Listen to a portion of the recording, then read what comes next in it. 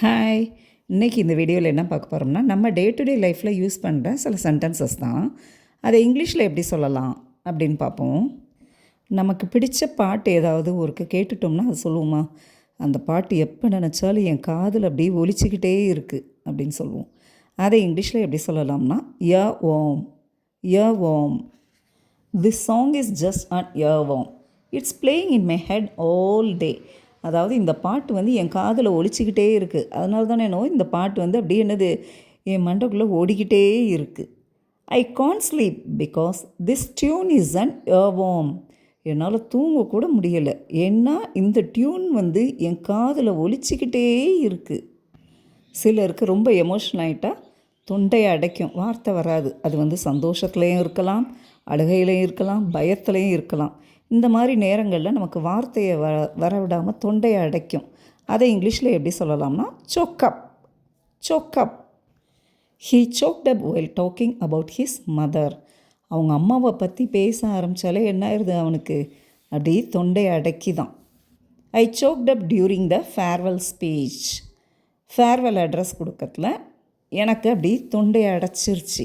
Okay, நம்ம ஒரு plan பண்ணி எதிர்பார்த்துட்ருப்போம், அதுக்கு மாறாக நடக்கிறது, எதிர்பார்த்ததற்கு மாறாக நடக்கிறது. அதை இங்கிலீஷில் எப்படி சொல்லலாம்னா, பேக்ஃபயர், பேக்ஃபயர். The plan பேக்ஃபயர்டு. அதாவது அவங்க போட்ட அந்த பிளான் வந்து எதிர்பாரா விதமாக மாறிடுச்சு. ஹிஸ் லை பேக்ஃபயர்டு. அதாவது அவனுடைய பொய் அவனுக்கே தலைகீழாக மாறிடுச்சு. சிலர் ரொம்ப பிடிவாதமாக இருப்பாங்க, அவங்கள என்ன சொல்லலாம்னா, pig headed, pig headed. He is so pig headed. He never listens. அவன் ரொம்ப பிடிவாதம் பிடிச்சவன், அவன் எதையுமே கவனிக்கவே மாட்டான். Her pig headed attitude caused problems. அவளுடைய பிடிவாத குணம்தான் எல்லா பிரச்சனைகள் உருவாக காரணமாக இருந்தது. சில கம்பெனிஸில் பார்த்திங்கன்னா, தகுதியானவங்களுக்கு வேலைவாய்ப்பில் முன்னுரிமை கொடுக்காம அவங்க ரிலேஷன்ஸ்க்கு அந்த மாதிரி உள்ளவங்களுக்கு முன்னுரிமை கொடுப்பாங்களா. அதை இங்கிலீஷில் எப்படி சொல்லலாம்னா, nepotism, nepotism. The company was accused of nepotism. அதாவது அந்த கம்பெனியில் உறவு பாகுபாடு நடக்குது அப்படின்னு குற்றம் சாட்டப்பட்டது. சிலர்கிட்ட ஏதாவது கேட்போம், அதுக்கு அவங்க பதில் சொல்லாமல் போவாங்க. அதுக்கு கோஸ்டிங், கோஸ்டிங் அப்படின்னு சொல்லலாம். He is ghosting me.